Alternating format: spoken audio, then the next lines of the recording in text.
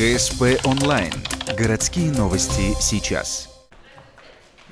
Ухтинский образцовый коллектив студии классического балета совсем недавно вернулся с конкурса «Ярославская весна». В хореографическую командировку из «Жемчужины Севера» в самое сердце России отправились 33 юные балерины от 16 до 14 лет.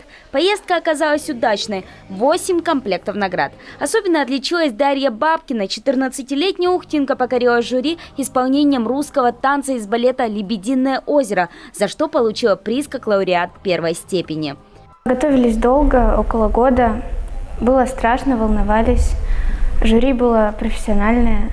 Там они очень хорошо разбирались в классике. Там были и профессора. Я очень старалась передать все эмоциями, и техникой.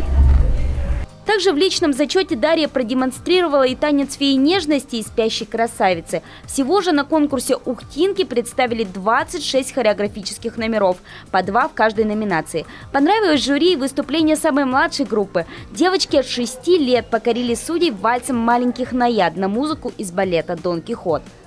Как рассказывают наши мамы, они подглядывали за жюри и увидели их удивление, когда вышло 16 маленьких девочек в голубых красивых пачечках.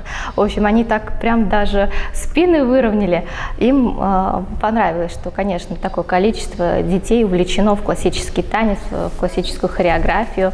Маленькие наяды принесли своему коллективу награду как лауреаты второй степени. Всего же в перечне наград в общем оказалось 1 первое, 3 вторых и 4 третьих места. Теперь юные представительницы одного из самых утонченных жанров танца готовятся к республиканскому конкурсу «Апреленка» и своему большому отчетному концерту, который пройдет 19 мая в городском дворце культуры.